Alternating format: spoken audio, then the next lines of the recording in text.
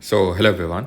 तो रिसेंटली अभी RRB NTPC की वैकेंसीज़ निकली हैं जिसमें रफली 11,558 वैकेंसीज़ हैं। ग्रेजुएट में ज़्यादा हैं, रफली 8,000, और अंडर ग्रेजुएट के लिए थोड़ी सी कम है। अब यहाँ पे इस वीडियो हम डिस्कस करेंगे जनरल अवेयरनेस को लेके कंप्लीट स्ट्रैटेजी। रीज़न क्या है उसका, क्योंकि अगर आपको सिलेक्शन चाहिए तो उसमें सबसे बड़ा जो वेटेज है, फिर सबसे जो बड़ा रोल है वो आपका जीके ही प्ले करने वाला है। क्योंकि अगर हम एग्ज़ाम पैटर्न देखें रेलवे आरआरबी एनटीपीसी का, तो इसमें सीबीटी 1 में अगर हम देखें तो maths 30 question 30 marks, reasoning 30 question 30 marks, general awareness 40 question 40 marks, यानी टोटल 100 क्वेश्चन 100 मार्क्स, 90 मिनट्स का टाइम मिलेगा। यानी कि सबसे जो ज़्यादा वेटेज है वो 40 मार्क्स का जनरल अवेयरनेस का है। ठीक है, सीबीटी 1 आपका क्वालिफाइंग नेचर का, इसका आपका जो मार्क्स है वो जोड़ने नहीं वाला है, लेकिन सीबीटी 2 का जोड़ेगा। ये तो आप एक तरह से ऐसे मान ले सकते हैं कि जो स्टूडेंट्स हैं, जो सीरियस स्टूडेंट्स हैं, उनको फिल्टर इन करने का एक पहला स्टेज है। ठीक है, जो भीड़ है उससे जो सीरियस स्टूडेंट्स हैं उनको छांट के सीबीटी 2 में बुलाने का ये पहला स्टेज है, जिसके मार्क्स आपको पता है काउंट नहीं होने हैं, जो आपकी फाइनल मेरिट बनेगी उसके लिए। सीबीटी 2 में अगर हम बात करें तो maths 35 question 35 marks, reasoning and general awareness का अगर हम देखें तो 50 क्वेश्चन एंड 50 मार्क्स। यानी कि जितना वेटेज जनरल अवेयरनेस का था, जितना ज़्यादा था as compare to reasoning and maths, उससे भी ज़्यादा और इंक्रीज़ हो जाता है सीबीटी 2 में। यहाँ पे तो अगर आप देखें सिर्फ 10 ही क्वेश्चन ज़्यादा थे, यहाँ पे तो टोटल 15 क्वेश्चन ज़्यादा हैं। यानी कि मेन जो आपका सिलेक्शन, और यहाँ पे आपको पता है कोई इंग्लिश नहीं है, तो जिनका भी इंग्लिश वीक है तो उनके लिए काफ़ी अच्छी अपॉर्चुनिटी है। और ये वीडियो मैं बना रहा हूँ स्टूडेंट्स के पर्सपेक्टिव से, खासकर जो एसएससी की प्रिपरेशन में अभी तक लगे हुए थे, बिकॉज मोस्टली मुझे पता है कि यहाँ पे जो मोस्टली ऑडियंस है वो एसएससी की है। और जो अभी आप लोगों का सीजीएल का एग्ज़ाम हो रहा है तो उसमें से हो सकता है जिन लोगों का होगा, नहीं भी होगा, खासकर जिन लोगों का नहीं होगा तो वो डेफिनेटली साइड में जाने वाले हैं और वो चाहेंगे कि इस एग्ज़ाम को वो क्लियर करें रेलवे का। उनके लिए मैं बता दूं, जो सीजीएल एस्पिरेंट हैं, जो ये मान के चल रहे हैं कि भाई मेरा टियर 1 क्वालिफाई हो जाएगा, तो उनसे मैं एक यहाँ पे रिक्वेस्ट करूँगा, एंड दैट वुड बी कि आप अपने सीजीएल पे ही फोकस बना के रखें। फोकस डेविएट ना होने दें कि रेलवे एनटीपीसी आ गया तो इसमें भी चलो फोकस। भाई आप एग्ज़ाम फॉर्म भरिए, एग्ज़ाम दीजिए, कोई उसमें दिक्कत वाली बात नहीं है, लेकिन जो फोकस है वो आपका एक ही होना चाहिए, सीजीएल। जिन लोगों को लग रहा है कि उनका कट ऑफ क्लियर नहीं हो पाएगा, वो अपना फोकस यहाँ पे ला सकते हैं। वो भी डिपेंड करता है कि अगर आपको लगता है कि आप सीजीएल 25 पे ही पूरा फोकस बना के रखना चाहते हैं तो आप कर सकते हैं। फॉर्म लेकिन डालना है आपको, फॉर्म भरिए उसका, ठीक है। बहुत सारी चीज़ें आपको सीखने जानने को मिलती हैं। क्या चीज़ें जानने को मिलती हैं, जैसे कि फॉर एग्जांपल कि आप एग्ज़ाम लाइक कंडीशन में आप कैसा परफॉर्म कर पाते हो, तो वो सारी चीज़ें आपको यहाँ से जानने को मिलती है, क्योंकि ये भी आपका कंप्यूटर बेस्ड ही टेस्ट होने वाला है। और चाहते तो आप ये भी कर सकते हैं कि आप इस पर फोकस कर सकते हैं कुछ टाइम के लिए, जब तक एग्ज़ाम नहीं हो जाता है। और उसके बाद, क्योंकि यहाँ पे क्या है कि मैथ्स और रीजनिंग का बहुत बड़ा उतना रोल नहीं रहता, रोल है और उतने भी टफ क्वेश्चंस नहीं आते जितने कि सीजीएल में आते हैं, लेकिन जनरल अवेयरनेस का काफ़ी बड़ा रोल है। लेकिन उतना भी बड़ा कोई चेंज है नहीं मेरे हिसाब से, क्योंकि आपने यहाँ पे अगर आप मेरे से जनरल अवेयरनेस अभी तक अगर पढ़ रहे थे आप, तो ये बात तो तय है कि आपका जनरल अवेयरनेस एक पर्टिकुलर स्टैंडर्ड पे है, जो कि स्टैंडर्ड ऐसा है आपका कि आप कोई भी एग्ज़ाम दें। यहाँ तक मैंने आपको बताया था कि आप अपने स्टेट पीसीएस लेवल तक का भी पेपर उठा के दे सकते हैं, आपको खुद ही पता चल जाएगा, वो मुझे बताने की ज़रूरत नहीं है, ठीक है।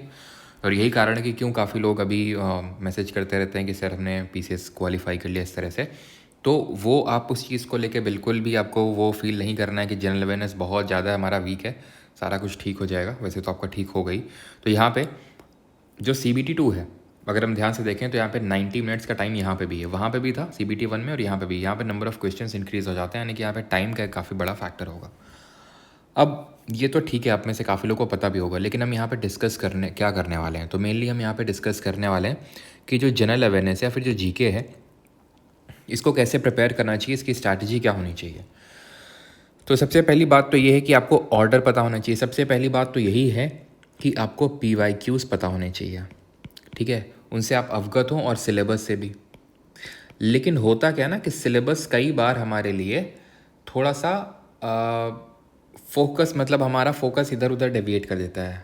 रीज़न उसका ये है कि सिलेबस में तो वो सारे टॉपिक्स मेंशन कर देगा, लेकिन PYQs जब आप देखते हैं तब आपको पता चलता है कि एक्चुअल में उस सिलेबस से कहाँ से, किस टॉपिक से ज़्यादा क्वेश्चंस आ रहे हैं, किससे कम आ रहे हैं। तो उससे आपको ये हेल्प मिलती है कि आप चीज़ों को प्रायोरिटाइज़ कर पाते हो। कि भाई हमें पहले क्या पढ़ना है, बाद में क्या पढ़ना है, खासकर उन लोगों के लिए जिनके पास टाइम कम है, क्योंकि उनको बाकी सब्जेक्ट्स भी अगर कवर करने हैं। तो यहाँ पे क्या आपकी प्रायोरिटी होनी चाहिए on the basis of PYQ, वो यहाँ पे मैं आपको बताने वाला हूँ। और एक चीज़ आप में से, क्योंकि काफ़ी लोग डिमांड कर रहे थे कि सर इसके लिए भी, NTPC के लिए भी PYQ सीरीज़ स्टार्ट कर दीजिए, तो इसके रिगार्डिंग अब देखो मुझे नहीं पता है, क्योंकि जैसे ना बताया यहाँ पे मेनली SSC की ऑडियंस है, और जैसे कि मुझे ये भी चीज़ पता है कि काफ़ी लोग SSC के जो हैं वो काफ़ी लोग इसमें फॉर्म भरने वाले हैं, जाने वाले हैं साइड, खासकर वो लोग जिनका भी Tier 1 उनको लगता है कि क्वालिफाई नहीं हो पाएगा। तो कितना क्या ऑडियंस है मुझे नहीं पता है, तो प्लीज़ एक बार कमेंट सेक्शन में आप लोग ज़रूर बता दीजिएगा कि कितने लोग चाहते हैं कि PYQ सीरीज़ जो है स्टार्ट हो NTPC के लिए। और अगर आप में से मैक्सिमम लोगों अगर मुझे लगता है कि हाँ काफ़ी लोग डिमांड कर रहे हैं और रिस्पांस ठीक ठाक रहता है, तो definitely I will try my best कि मैं PYQ सीरीज़ स्टार्ट करूँ, और वो जो PYQ सीरीज़ है वो उतना ही इम्पैक्ट डाले जितना कि SSC की जो हमने PYQ सीरीज़ करी, और उसने जो इम्पैक्ट डाला, जो जितने भी एग्ज़ाम्स हुए पिछले 1-1.5 साल में, वही इम्पैक्ट यहाँ पे रेलवे का जो आपका NTPC का एग्ज़ाम है उसमें भी इम्पैक्ट डालेगा, वो मैं आपको श्योरिटी दे सकता हूँ। अब यहाँ पे थोड़ी सी प्रायोरिटी और सोर्सेज की बात कर लेते हैं। तो सबसे पहले मेरे हिसाब से आपको प्रायोरिटाइज़ करना चाहिए साइंस को। साइंस क्योंकि रेलवे में SSC के कंपैरिजन में मैं बोलूँगा कि थोड़े से ढंग के स्टैंडर्ड की आती है। ऐसा मैं बिल्कुल नहीं बोल रहा हूँ कि SSC में ढंग के स्टैंडर्ड की नहीं आती है, SSC में भी अब स्टैंडर्ड उसने रेज़ करना स्टार्ट कर दिया है, लेकिन यहाँ पे रेलवे में और थोड़ा सा डेप्थ में NCERT से क्वेश्चंस को पूछता है। तो सोर्स भी यहाँ पे मैंने आपको बता दिया है कि जनरल साइंस के लिए आपको NCERT रेफ़र करना है, और NCERT कौन सी, 9th और 10th क्लास की है, मतलब उसमें एक एक लाइन सारी चीज़ें आपको पता होनी चाहिए। अगर मैं जैसे PYQ सीरीज स्टार्ट करवाऊँगा तो यहाँ पे मैं पूरी कोशिश ये चीज़ मेरी रहेगी कि जो भी हम लोग यहाँ पे साइंस का क्वेश्चन ले रहे हैं तो वो पूरी तरह से वहाँ उसके अराउंड NCERT में जितनी भी चीज़ें दी हैं वो मैं आपको करवा दूँ, ठीक है। तो साइंस में भी आपको पता है कि आपके 3 पार्ट्स हैं, फिज़िक्स, केमिस्ट्री और बायोलॉजी। इसमें भी अगर मैं प्रायोरिटी देने की बात कहूँ तो आपको प्रायोरिटी देनी है बायोलॉजी को, सबसे ज़्यादा आपका बायोलॉजी का प्रायोरिटी होना चाहिए, जैसे कि SSC में था। फिज़िक्स वगैरह में जैसे SSC में क्या होता है कि न्यूमेरिकल्स ज़्यादा नहीं पूछता है ना, न्यूमेरिकल्स यहाँ पे ज़्यादा कुछ नहीं पूछता है। तो फिज़िक्स में जब रेलवे की बात आती है तो यहाँ पे न्यूमेरिकल्स में भी आपको अच्छा खासा जोर देना पड़ता है, क्योंकि न्यूमेरिकल से अच्छे खासे क्वेश्चंस यहाँ पे आ जाते हैं। न्यूमेरिकल भी ऐसा नहीं कि कोई बहुत ज़्यादा डेप्थ में, वही जो 9th एंड 10th क्लास की NCERT है उसी के बेसिस पे ही सारी चीज़ें यहाँ पे पूछी जाती हैं। अब साइंस के बाद अगर हम बात करें तो किस चीज़ को आपको सबसे ज़्यादा वेटेज देना है, फिर सेकंड नंबर पे आपकी प्रायोरिटी लिस्ट में कौन सा सब्जेक्ट होना चाहिए, तो इसके बाद होना चाहिए आपका स्टैटिक GK, ठीक है। स्टैटिक GK की जब हम बात करते हैं तो ये क्योंकि एक बहुत ब्रॉड टॉपिक है, जैसे कि लेक्स हो गए, नेशनल पार्क्स हो गए, डांसेस हो गए, फेस्टिवल्स हो गए, इस सब कुछ आ जाता है स्टैटिक GK में। तो स्टैटिक GK है भी अपने आप में बहुत बड़ा। तो स्टैटिक GK आपका सेकंड नंबर पे प्रायोरिटी पे आना चाहिए। वो जो हम लोग PYQs करेंगे, फिर आपने PYQs देखे होंगे तो वो आप सारी इस चीज़ को खुद ही फील कर पा रहे होंगे कितना ज़्यादा वेटेज है, ठीक है। इसके बाद अगर हम बात करें तो कौन कौन से सब्जेक्ट बचते हैं वो यहाँ पे मैं एक साथ लिख देता हूँ, देन मैं आपको बताऊँगा कि कैसे क्या पर आपको प्रायोरिटी रखनी है। तो हमारा बचा है पॉलिटी, हमारा बचा है ज्योग्राफी, हिस्ट्री, इकोनॉमिक्स और करंट अफेयर्स, ये हमारे सब्जेक्ट्स बाकी हैं। अब यहाँ पे अगर मैं बात करूँ पॉलिटी, ज्योग्राफी और हिस्ट्री में, तो मेरे हिसाब से you should give priority to history पहले, ठीक है। सोर्सेज क्या रखने चाहिए वो भी मैं आपको बता दूंगा, लेकिन प्रायोरिटी आपको किसको देनी वो मैं पहले हम लोग डिस्कस कर लेते हैं। तो हिस्ट्री, देन पॉलिटी और ज्योग्राफी में आप कोई भी पिक कर सकते हैं, but according to me go with the polity. और अगर आपको ये है कि देखो कई बार ऐसा होता है कि जैसे पॉलिटी और हिस्ट्री में हिस्ट्री समझ नहीं आता या फिर पॉलिटी समझ नहीं आता, जो भी आपको सब्जेक्ट समझ नहीं आता उसको थोड़ा सा बाद में भी रख सकते हैं, वो आपके ऊपर डिपेंड करता है, क्योंकि शुरू में हमें इंटरेस्ट डेवलप करना होता है, वो प्योरली आप पे डिपेंड करता है। लेकिन ये तो ऐसे सब्जेक्ट है जिनको आप छोड़ नहीं सकते हो। करंट अफेयर्स की अगर बात करें तो इसको सबसे लास्ट में रखना है। सबसे लास्ट में जैसे आप SSC के लिए रखते थे वैसे यहाँ पे रखेंगे, क्योंकि यहाँ पे भी मोस्ट प्रोबेबली आपका जो TCS है, जो आपका SSC का एग्ज़ाम कंडक्ट करवाता है, वही यहाँ पे आपका RRB NTPC का भी एग्ज़ाम कंडक्ट करवाने वाला है। तो मैं प्योरली तो ये नहीं बोल सकता हूँ कि जिस तरह से इररेलेवेंट टाइप आता है, जैसे अभी CGL में अगर हम देख रहे हैं तो 2021-2022 का करंट अफेयर पूछ रहा है, तो यहाँ पे भी वही 2021 और 22 का ही पूछेगा। लेकिन हाँ, ये है कि उतना आसान करंट अफेयर्स नहीं आने वाला है, और उतना ज़्यादा हम बोल सकते हैं कि प्रिडिक्टेबल और रिलायबल टाइप करंट अफेयर नहीं आने वाला है। तो इसका उतना ज़्यादा कॉस्ट बेनिफिट रेशियो निकल के आएगा नहीं। तो इसीलिए मैं बोल रहा हूँ पहले तो आपको साइंस पे, अगर आप ऑर्डर, अब देखो अगर जब हम लोग PYQ सीरीज़ करेंगे, जिस तरह हम SSC में PYQ सीरीज़ करते हैं, तो वहाँ पे कोई हम डेफिनेट ऐसा सच नहीं करते हैं कि सब्जेक्ट वाइज हम मिक्स क्वेश्चन ही लेते हैं। उसमें साइंस भी होता है, उसमें पॉलिटी भी होता है, ज्योग्राफी भी होता है, हिस्ट्री भी होता है। कुछ लोगों को लॉजिक समझ नहीं आता है कभी कि ऐसा कैसे कवर हो जाएगा, लेकिन वो हो जाता है। ठीक है, उसके पीछे का साइंस है, वो साइंस पे मैं डेप्थ में नहीं जा रहा हूँ। ठीक है, लेकिन वो हो जाता है। ठीक है, कुछ लोगों को वो सूट नहीं करता है, लेकिन चीज़ें उससे कवर हो जाती हैं पूरी तरह से। ठीक है, जो लोग करते हैं उन्हें जो लोगों ने कर रखा है उन्हें पता होगा। तो स्टैटिक जीके के बाद आपको, हाँ ये मैं बोल रहा हूँ कि अगर आप जैसे सब्जेक्ट वाइज सब्जेक्ट करना चाहते हैं तो ये आपको ऑर्डर फॉलो करना है। अब सोर्स तो मैंने जैसे साइंस के लिए आपको बता दिया, static GK, polity, geography, history, economics, current affairs. देखिए अगर आपने जैसे फॉर एग्जांपल अगर मेरा कोर्स ले रखा है SSC जीके बैच 2.0, ठीक है, अगर ये कोर्स ले रखा है तो आपको कहीं से अलग से और कोर्स में एनरोल करने की ज़रूरत नहीं है, कुछ और अलग से करने की ज़रूरत नहीं है आपको। जो भी आपका पॉलिटी, ज्योग्राफी, हिस्ट्री, इकोनॉमिक्स और स्टैटिक जीके, साइंस जो हमने पढ़ा है वो यहाँ से आपको करना है। अब जो साइंस वाला पोर्शन है, मैं इस चीज़ को एक्सेप्ट करूँगा बिल्कुल कि जो साइंस वाला पोर्शन है उसमें जैसे फिज़िक्स का जो सेक्शन है उसमें थोड़ा सा न्यूमेरिकल्स आपको बस एक्स्ट्रा करने पड़ सकते हैं। ये बैच की मैं बात कर रहा हूँ कि इसमें फिज़िक्स में थोड़े से न्यूमेरिकल्स, तो वो यहाँ पे मैं आपको प्रैक्टिस करवा दूंगा, उसकी आप टेंशन मत लें अगर हम लोग यहाँ पे चीज़ें स्टार्ट करेंगे तो।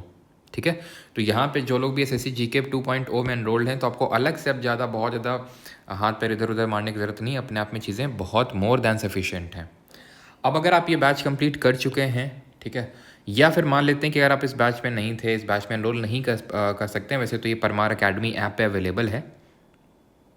ठीक है, और www.parmaracademy.in वेबसाइट पे भी अवेलेबल है। लेकिन मान लेते हैं अगर आप एनरोल नहीं कर पाते हैं, आप फ्री सोर्सेज को ही रेफ़र करना चाहते हैं तो भी कोई दिक्कत वाली बात नहीं है। आप इसी चैनल के प्लेलिस्ट में जाएंगे तो एक FRB करके आपको प्लेलिस्ट मिलेगी। ठीक है, वहाँ से आप चीज़ें कंप्लीट कर सकते हैं।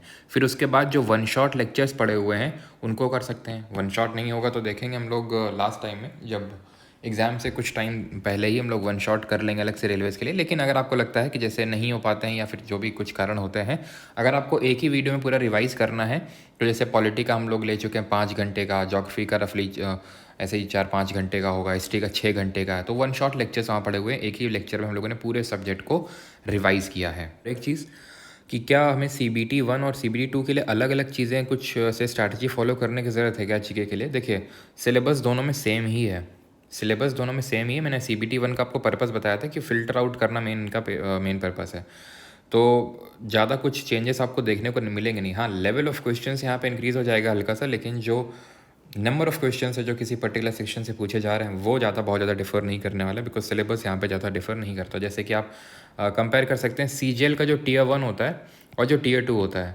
थोड़ा सा बस लेवल ही ऊपर नीचे होता है, बाकी तो और कुछ ज़्यादा चेंजेस नहीं देखने को मिलते हैं। और थोड़ा बहुत ये होता है कि भाई ये Tier 1 में स्टैटिक नहीं पूछ रहा है, Tier 2 में पूछ रहा है, तो वो ज़्यादा यहाँ पे वो भी चेंजेस देखने को नहीं मिलते हैं when it comes to RRB NTPC। ठीक है, अब इसके अलावा अगर किसी कोई डाउट है, कुछ क्वेरी, तो आप कमेंट सेक्शन में पूछ सकते हैं। बाकी जैसे मैंने आपको बताया कि कितने लोग PYQ सीरीज़ चाहते हैं, तो वो कमेंट सेक्शन में बता दीजिएगा। इस वीडियो के रिस्पांस से मुझे पता चल जाएगा कि कैसा क्या आप सारी चीज़ें चाहते हैं। तो PYQ सीरीज़ की हम लोग स्टार्ट कर लेंगे NTPC के लिए। और जैसे कि हम लोगों ने SSC के लिए किया था, आई कैन गारंटी यू कि जो हम लोग करेंगे PYQ series that will be the best. हम लोग सारी चीज़ें होलिस्टिकली कवर करके चलेंगे।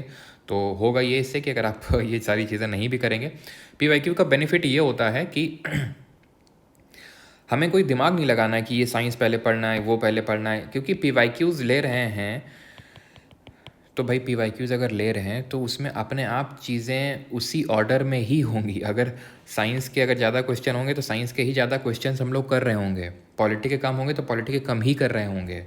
और अगर आपको और उसमें मेन रोल मेरा क्या होता है कि उसके अराउंड में सारी चीज़ें आपको बता दूँ, तो उससे होता ही है कि फिर आपको अलग से कुछ करना नहीं पड़ता है। लगता तो है लॉजिकल कि यही ऐसे कैसे हो जाएगा, एक बार कायदे से शुरू से ख़त्म कर लेते हैं।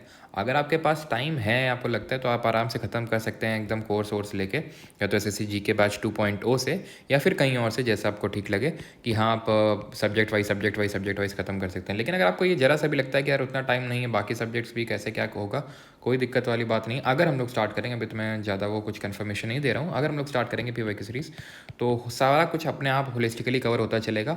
और एट द एंड आप ये पाएंगे कि जिसने वो शुरू से कवर करता आ रहा था वो क्या है, सबको इक्वल वेटेज देगा, लेकिन हम उसको उतना ही वेटेज देंगे, उतना ही भाव देंगे जितना उसको ज़रूरत है भाव देने की। ठीक है, हमारा वो सब्जेक्ट उतना ही स्ट्रांग होगा जितना वो सब्जेक्ट नीडेड है स्ट्रांग होने की। तो एट द एंड आप ये पाएंगे कि हो सकता है कि जो बंदा सारा सब्जेक्ट वाइज पढ़ के भी आ रहा था, उससे भी आप अच्छा परफॉर्म करने लग जाएँ। ये बिल्कुल ट्रू है, ठीक है, ये मैंने देखा है, उस बेसिस से बोल रहा हूँ। तो बाकी आप वो चीज़ बता सकते हैं कमेंट में, और कुछ आपका अगर डाउट वगैरह है तो वो भी आप कमेंट सेक्शन में ड्रॉप कर सकते हैं। Thank you for watching the video. Thank you.